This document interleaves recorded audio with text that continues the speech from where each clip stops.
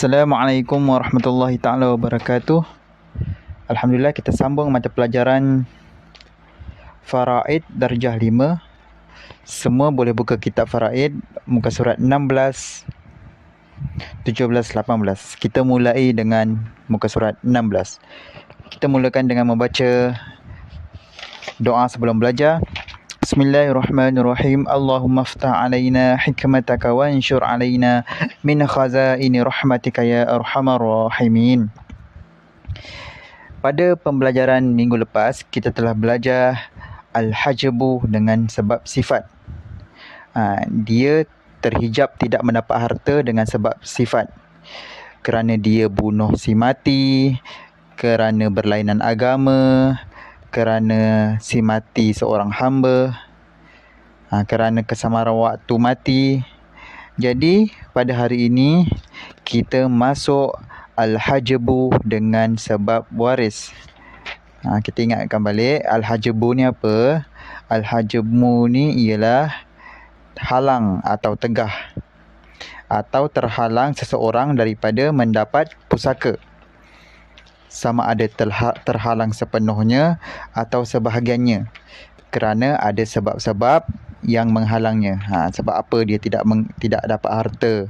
Sebab apa dia tidak dapat langsung harta si mati? Sebab apa dia dapat sedikit sahaja harta si mati? Sama ada dengan sebab sifat atau sebab waris. Sekarang kita masuk al-hajbu dengan sebab waris.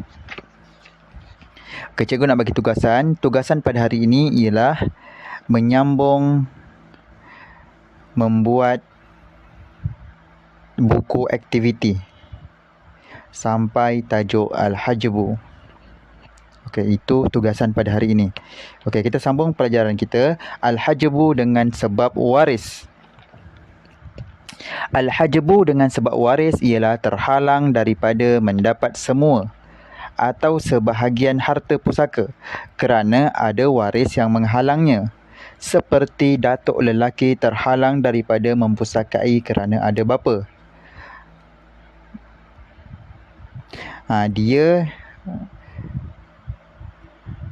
Datuk ni dia terhalang dapat harta sikit. Sebab apa? Sebab ada bapanya. Sebab dia masih ada bapa. Jadi datuk lelaki ni terhalang mempusakai kerana ada bapa. Okey, 4.5. Bahagian al-hajbu dengan sebab waris. Al-hajbu dengan sebab waris. Al-hajbu tadi apa? Terhalang. Al-hajbu dengan sebab waris terbahagi kepada dua bahagian. Ingat, al-hajbu ni terbahagi kepada dua bahagian. Apakah bahagian-bahagiannya? Yang pertama, al-hajbu nuqsan. Al-hajbu nuqsan. Ingat, hajbu nuqsan ialah berkurang daripada mendapat bahagian pusaka yang banyak kepada bahagian pusaka yang sedikit. Seperti berkurang bahagian fardu suami daripada mendapat 1/2 kepada 1/4. Kerana si mati ada meninggalkan anak atau cucu daripada anak lelaki, iaitu furu' waris. Okey. Al-hajbu nuqsan ni apa? Al-hajbu nuqsan ialah dia asalnya dia dapat hartanya penuh, tapi dia dapat kurang. Sebab apa dia kurang? Sebab ada waris yang lain. Contohnya, cikgu bagi contoh. Suami sepatutnya dapat setengah daripada harta si mati, tapi dia dapat 1/4. Sebab apa dia dapat 1/4? Sebab dia ada anak atau cucu daripada anak lelaki. Dia ada anak dengan cucu, jadi dia dapat 1/4.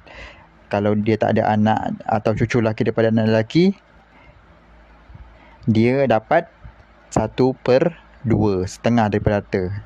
Disebabkan ada anak atau cucu, dia hanya dapat 1/4. Faham? Okey, kita pergi pada muka surat 17. Tadi al-hajbu nuqsan. Sekarang yang kedua, hajbu hirman.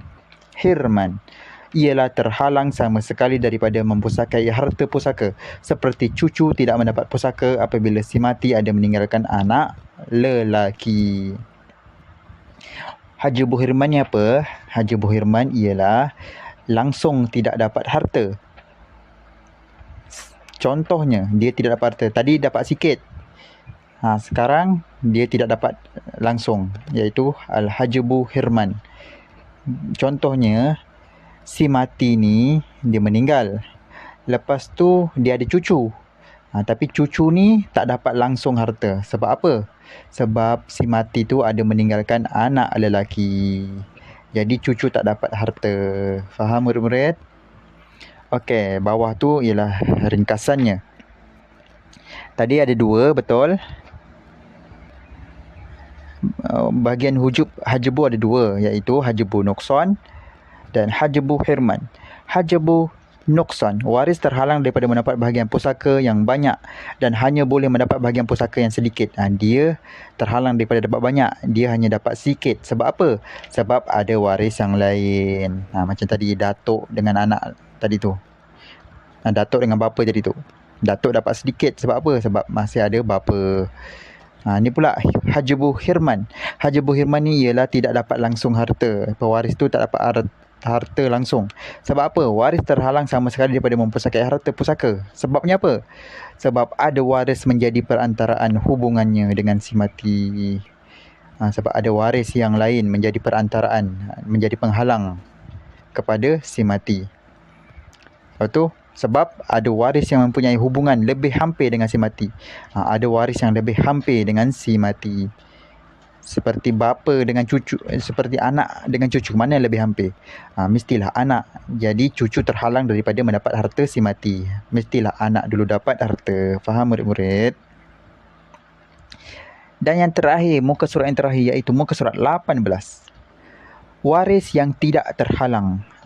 Ini adalah waris yang tidak akan terhalang. Dia akan dapat harta. Yang tidak terhalang daripada mendapat harta. Dia mesti dapat harta. Cucu ada tak kat sini? Cucu tak ada sebab dia boleh terhalang daripada anak.